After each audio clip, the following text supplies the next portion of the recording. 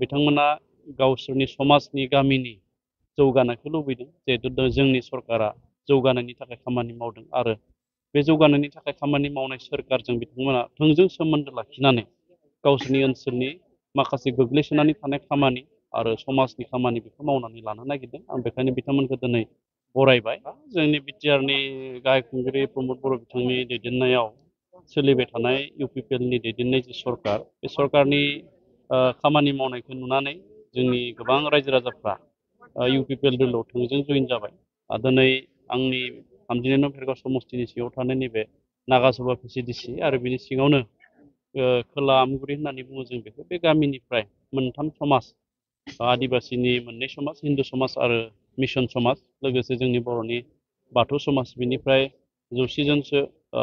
गामिनि रायजो राजाजों लोगोसे थांनाय समफोराव बिपिएफ आरो गुबुन गुबुन दोलोआव थानाय सोद्रोमाफ्रा जोंनि इउपिपिएल दोलोआव दिनै जगदान जाबाय बेयो मोनसे गोजोनथाव बाथ्रा बिथांमोना गावसोरनि समाजनि गामिनि जौगानायखौ लुबैदों जिहेतु जोंनि सरकारा जौगानायनि थाखाय खामानि मावदों आरो बे जौगानायनि थाखाय खामानि मावनाय सोरखारजों बिथांमोना थोंजों सोमोन्दो लाखिनानै गावसोरनि ओनसोलनि माखासे गोग्लैसोनानै थानाय खामानि आरो समाजनि खामानि बेखौ मावनानै लानो नागिरदों आं बेखायनो बिथांमोनखौ दिनै बरायबाय आरो बिथांमोना फैबाय थानाय समाव जोंजों थानानै गावसोरनि गामिनि माखासे जेंनाफोरखौ सुस्रांनानै लागोन होननानै दिनै बिथांमोननि जइन जानायखौ बरायदों। मैया जइन जादों बेनि मादाव मख'थावना जइन जानाय सोद्रोमा दङ। आंनि न'आव थांनानै मैया मोनाबिलि समाव जोंनि भेरगाव समस्तिनिफ्रायनो गोलाव सम बिपिएफआव खामानि मावनाय सा 20 जन सोद्रोमाया जगदान जादों जायफोरा गोजौनि लिडार नङा बिथांमोना नाथाय गाहायनि लिडार जायफोरा बुथ कमिटियाव मैखोम रल लायो गामियाव थानानै जायफ्रा खामानि मावो बिपिएफनि 17 बोसोर प्राइमारिनि नेहाथारि जानाय सासे सोद्रोमा बिथाङाबो मैया जइन जादों दा बिथाङा बुंदों जे 17 बोसोराव जों माखासे जेंनाखौ सरकारनि गेजेरजों सुस्रांनो नाजादोंमोन नाथाय जों हायाखिसै नाथाय दिनैनि थारिखआव प्रमद बर'नि दैदेननाय जे सरकार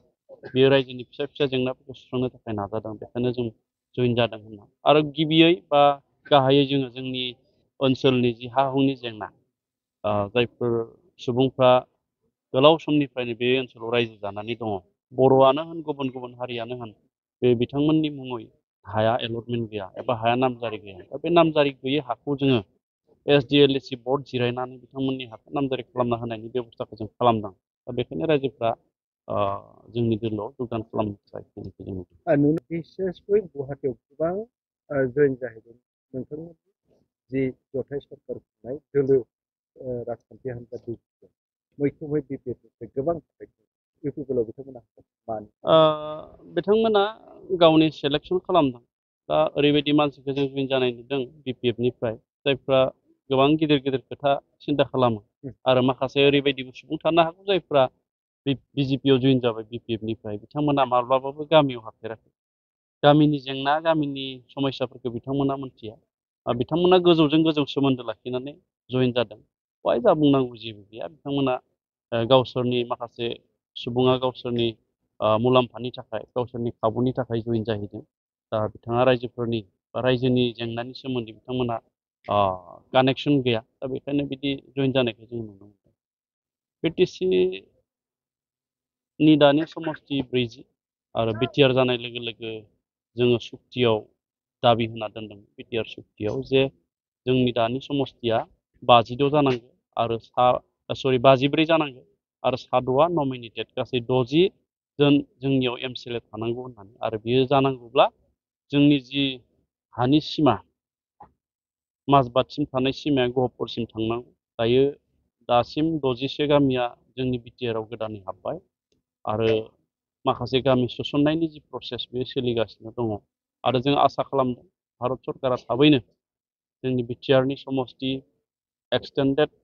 बा इनक्लुजन जिखिनि एरिया बा गामिफोर दङ बेखौ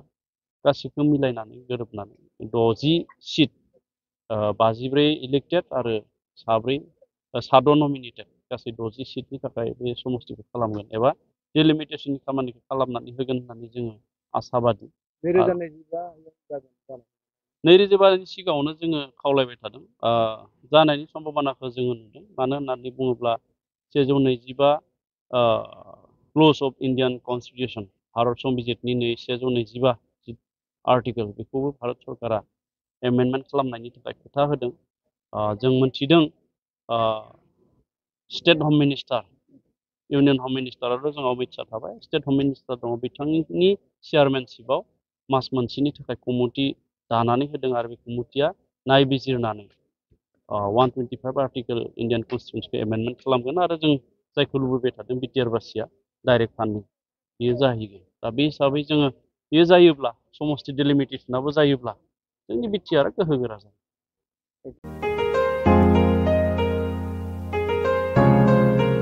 मोनसे फोसावथाय नोंथांमोननि थाखाय मोनसे गोजोनथाव खौरां लानानै फैदों। अदालगुरि जिल्लानि सिङाव थानाय डिमाकुसि बरंगाजुलिनि पिपल हलियाव लानानै फैदों नोंथांमोननो लेब्रा मुंनि गंसे गोदान रिजर्ट। नोंथांमोना बे लेब्रा मुंनि गंसे गोदान रिजर्टखौ तामुलपुर रडनिफ्राय फैब्ला सुख्लाय ब्रिजनि आगदा आरो अदालगुरि रडनिफ्राय फैब्ला सुख्लाय ब्रिजनि सिगाङाव आगसिथिंजाय मोननो हागोन। लेब्रा मुंनि गंसे गोदान रिजर्टआ नोंथांमोननो गोसोबायदि सुबिदा खालामनानै होनाय जादों। नोंथांमोना बे लेब्रा रिजर्टआव बर'नि गासै जाग्रा जामुंखौनो मोननो हानायजों लोगोसे बेवहाय नोंथांनि सुबिदा बायदि अर्डार खालामनानै जानो हागोन। जुदि नोंथांमोना तामुलपुरनिफ्राय अदालगुरिसिम थांनाय समाव ओंखामजों लोगोसे बायदिसिना जालांनो गोसो दंब्ला नैबे 8638879656 जानबुं नम्बराव कल खालामनानै सिगांग्रो अर्डार खालामहरनो हागोन।